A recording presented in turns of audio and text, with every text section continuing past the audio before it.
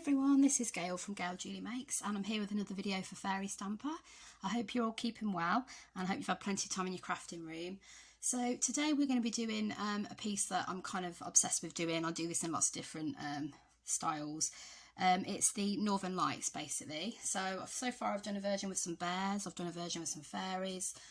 So if you want to check out those, they're on my channel Gail Julie Makes over on YouTube. So today I'm going to be using the beautiful moose set of stamps from Fairy Stamper. I'll leave links to all the stamps that I've used in the description below. So this was my practice piece. I always like to do a practice one first. So I'm going to try and do hopefully two versions in this demo. So one that will look similar to this, not exactly the same, because I've used a couple of different stencils on this one and I may just opt for one on each. So there's this version like this one, and there's also going to be one that I've kind of set aside to dry, which I've already laid a Distress Oxide background down, so we shouldn't get that white effect. Now, I like the white streaks. Some people might prefer those to have like a blue or a green underneath. I'll show you what I mean when we come to do that one. So what we're going to need today then is I've got some Distress Oxide. So to create my Northern Lights, I've got cracked pistachio, I've got picked raspberry, I've got broken china and wilted violet, and then I've got an iced spruce that I've used for the sort of hills that the moose is standing on. You might want to go for a darker colour. I did go for dark hills in my previous ones that I've got on my my channel, but I've just got iced spruce. I think it's a really pretty colour. I wanted to have a go with that. And then I've got some VersaFine Clair inks just in case. I've got Medieval Blue, I've got Twilight, and then I've got Nocturne, which we'll definitely use for our stamping. And then I did use Twilight as well for the Hanging Vine stamping, which is also the Fairy Stamper set. Okay, so we may use some of those on the background like I have in this one, we may not, but we'll definitely need them for our stamping. I've got a mask so we can create those sort of the hillside effect. And obviously we need the moose stencil from Fairy Stamper, and we need the hanging vines as well. You don't have to add the hanging vines in, I just thought it'd give it a nice extra touch, sort of frames the picture a bit more. And then I've got various stencils. These are some stencils that I got. These ones aren't branded, but you know, use what you've got in your collection. These are just some that I've got in my collection. I'm very much into my stencils at the moment that are lots of squiggly lines and sort of like moss type, hanging moss, that sort of thing, you know. But use whatever you've got. This you know, it's a real piece that you can experiment with, and you might want to do flowers. You might want to do the fairy equivalent of the Northern Lights, flowers in the sky. So use a floral stencil. You know, it's up to you really. And the other thing that we need is I've got myself a mask. So you could have a go at doing this piece on your gel plate if you've got a round gel plate. You could do this on a square sheet, on a square piece of card. It really doesn't matter. I've done previous ones on just on the square card. So what I'm going to do is I'm going to just stick this mask on. I've just got a bit of washi tape, and then I'm just going to create everything inside that circle basically. So I've got my mask set up then, and first job is to get the hill effect at the bottom. So I've got my mask that I use a lot and I'm going to use this, let's do it this way around. I'm going to use this, I'm going to blend downwards so that we've got like quite a crisp line going along the top. If I've said this before, if I blended upwards then it'd be quite sort of a hazy top line, but I want it to really sort of show off that hillside effect. So right, so I've got my ice spruce. I have got the dirtiest smoothies in the world, so it won't come out quite like iced spruce, but I've got to get some more, so we're going with what we've got at the moment. So I'm just getting a bit on my very grubby smoothie, and then I'm just going to do, it kind of gives you, it won't give you, like I say, accurate iced spruce because of all the other colours that I've got on my spongy. Somebody did suggest I could try and I could actually try to clean it. Good idea, might do that. Just move these out the way a bit so I can move this up so you can see it a little bit better. Make sure I don't move that too much. There we go. Right, so I've got my, as I say, I'm blending downwards Okay, I'm just going to make sure I've got some, make sure it's going to the bottom basically, but I want it sort of darker at the top. So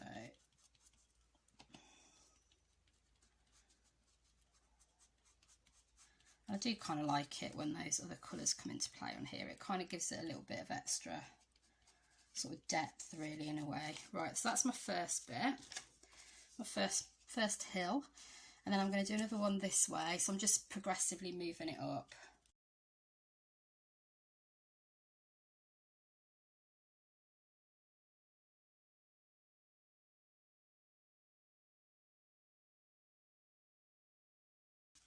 So that's our hillside, and then so just make sure I put the lid on that.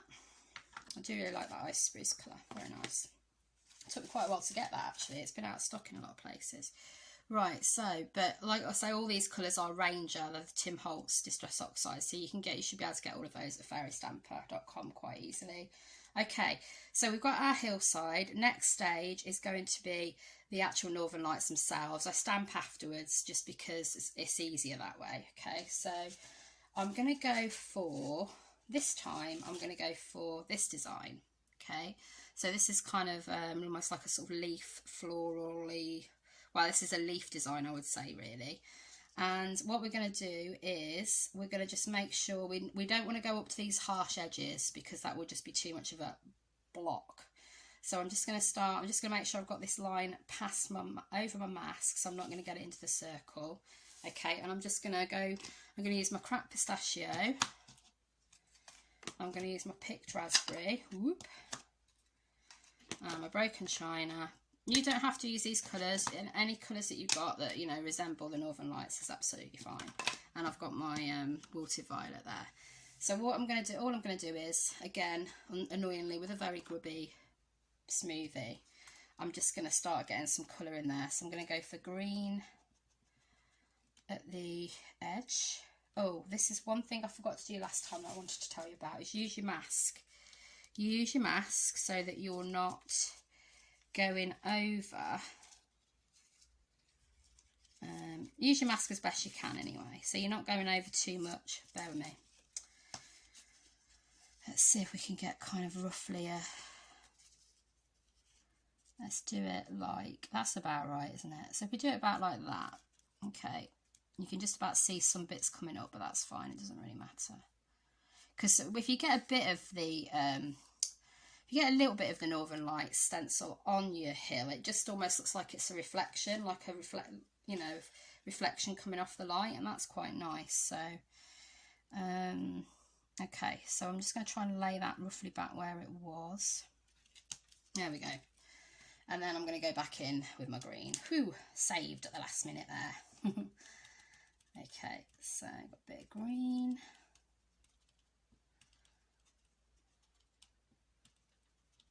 Okay, and then I'm going to swap, so I'm going to just move my blend, my smoothie end around a little bit, so I'm not using the same section.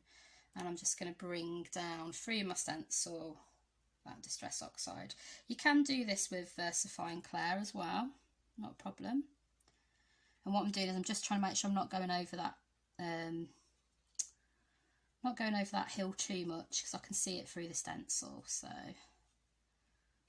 But like I say, it just looks like it's a bit of the light sort of reflecting onto the hill, so it's quite nice.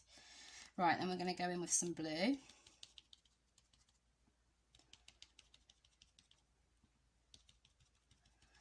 So it's been a full-on week for me this week. Our cat's been quite poorly.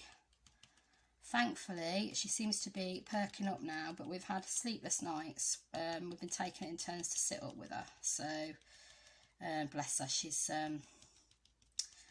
not been well at all. She's been having a few fits. She has fits relating to noise and things like that. So, but she's a lot better now. So it's such a huge relief. It's awful, isn't it, when your little fur babies are poorly. So we've looked after her anyway the best we could, and she hasn't had one now in 6 days, so we think that's a real good step, a real positive sign. So should be able to get more time back in the crafting room, because I didn't want to leave her at all. I just didn't want to leave her. So it's been everything's been put on hold really. But she doesn't like me coming up here anyway, as I've probably told you before, because she wants to just sit in my lap all day.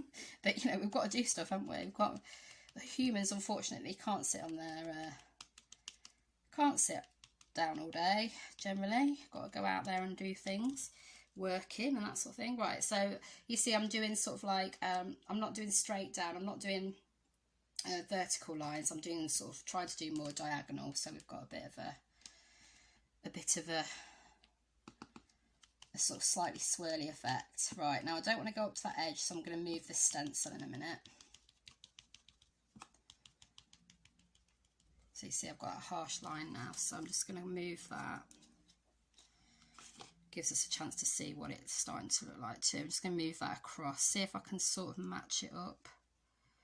It's hard to sometimes with these stencils to match it up exactly, but I'm not overly fussed, it's fine. If I just go to about there and then carry on with a bit of my purple.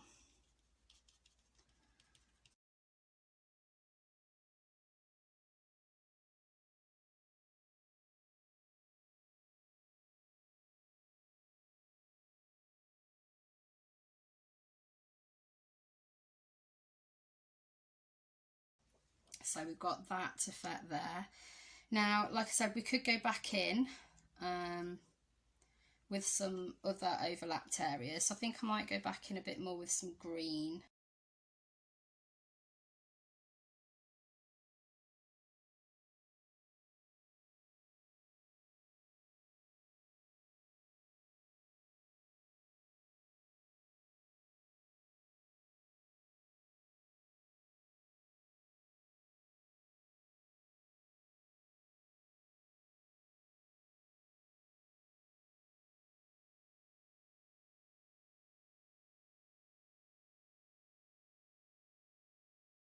And then we're going to do, I guess we're going to take this off. Oh, actually, no, I'm going to leave that on for a minute.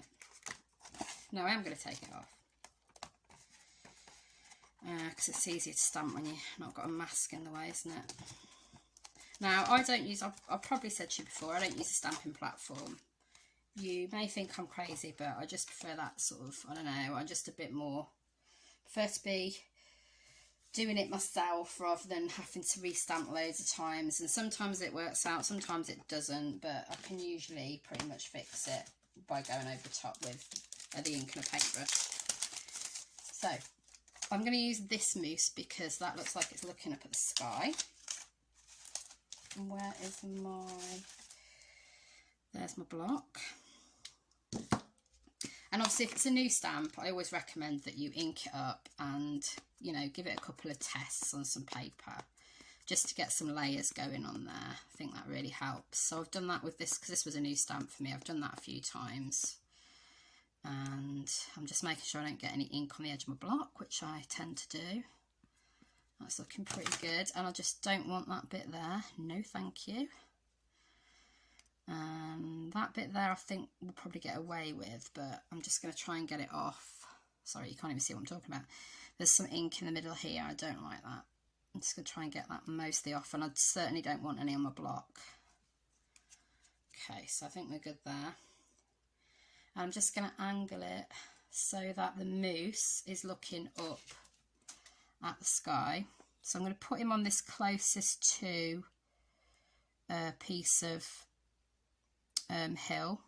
Okay, and I'm just going to lay him down and have him about there.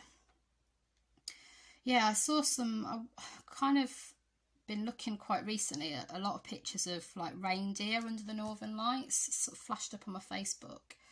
There's some, I wish I could remember the name to tell you. I'll try and remember to put it in the description below. But there's like an observatory that sort of, you know, record the northern lights. And they've got loads of pictures of reindeer under the northern lights, like literally, they're so beautiful, just them walking around under the northern lights, which was what inspired me to get this mousse set and do this design. So, really pretty. Right, so, I'm just giving it a few seconds to take. Okay. Press it down a bit more, as best I can. And I'll put them off. That's come out pretty well actually, so pleased with that. Now, there are some areas that I'm not completely happy with. So like I say, all I do is I get a paintbrush that I keep purely for this job. I don't wet it. I just put, use the Nocturne ink that I've just stamped with. And I just paint over the top with my paintbrush. Now obviously you need a fairly small paintbrush because some of your areas that haven't taken might be really, really small. You can use the Stabilo All Pencil for that purpose if, you know, if you need a really fine tip, but the Stabilo All Pencil is water soluble. So that's going to react with water, whereas obviously this won't.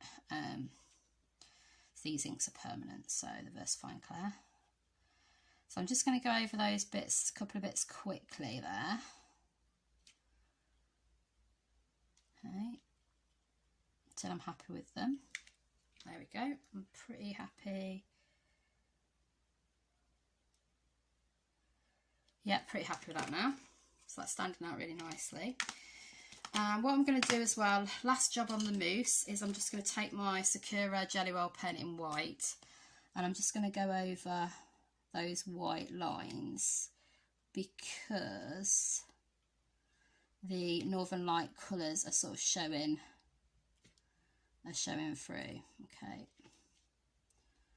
so there we go. I'm just gonna, so if we do the white, it just looks like the highlight. It's just like natural light rather than strange colours that we don't want to see. Okay, I'm just going to give him an eye. There we go, and I'm just going to give him a little bit more highlighting down his front there. There we go. Okay, so that's the mousse done. Now you might think I'm happy with it like that, I'm just going to leave it. I'm just going to go in and show you what it looks like with the hanging vines. Okay, so I'm going to use the Twilight again, and I'm just going to ink up the end of the hanging vine because I'm not going to use the whole thing. So I'm just going to move my mask to the area that I actually want to get the creeping vine to come in, and I'm just gonna, you've got to make yourself a bit of room. I'm just going to press that down. Again, remember that's Twilight.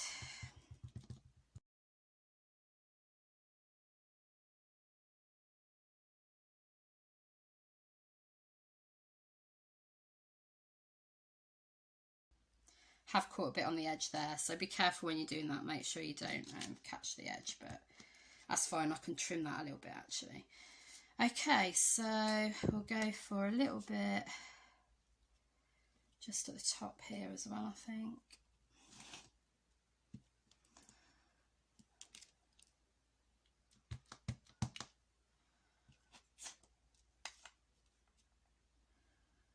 And keeping that mass there, we'll go for a bit there. And there's our card. So apart from this bit here, which was a bit of a bodge, I'm happy with that. But like I say, I can trim that. It's absolutely not a problem at all. Okay, next one really quickly then I want to show you is just, I have used a bit of Distress Oxide in the background, like I said. I haven't put anything where the actual hills would go. Okay, so I've got that bit in the background that that's Distress Oxide with a little bit of water over the top. Okay, I used a makeup sponge like that one, which is why it's kind of quite jaggedy, but I thought that might give it a nice effect as well as something a bit different. And I'm going to go in with this one in a minute. So first of all, I'm going to get my mask again. I will try a darker colour for you guys this time, so just so you can see what it looks like. So I think we'll go for a little bit of, sorry, not prepared for this, I didn't think I was going to. We'll go for a little bit of Shady Lane and a little bit of Monarch.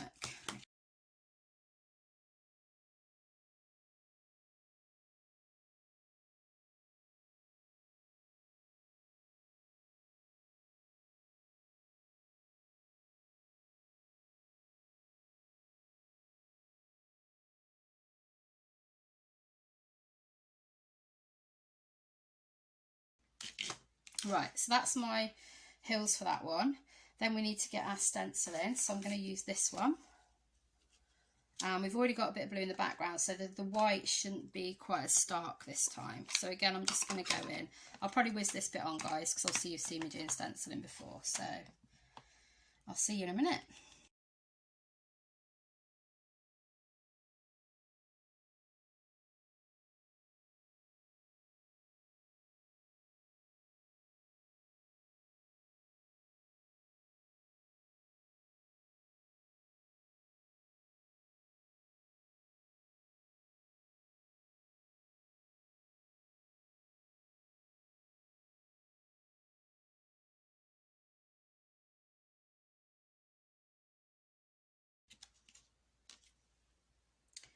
Okay, so that is, obviously it still looks a little bit white, but it's not quite as stark. So again, play around with that effect. You might want to use darker colours in the background.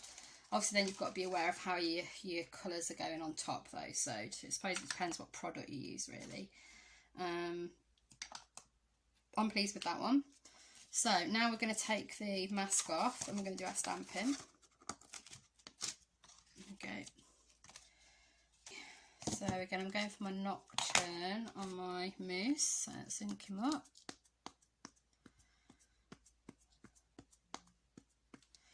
So like I said, I will pop all the details in the description and the links to fairystamper.com, where you can get all of these products and or similar to, obviously the stencils. The stencils you won't be able to get from there. Then some of my personal ones that I've sort of built up in my stash, but any stencil, like I say, that you've got that you think might work, give it a go. It's fine. It doesn't have to be the same as mine. Have an experiment. So there we go then. We'll place the mousse again.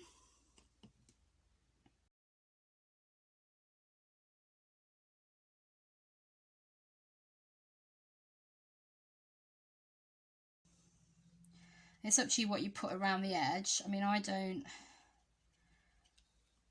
think the white sort of makes it really stand out, so I don't think I'm going to put anything around the edge, but you might do a bit of stenciling around the edge. You might put a sentiment on there. You might just give it an edging with some VersaFine Clair, but I think I am just going to leave it as it is. So there we go, that's our mousse coloured in.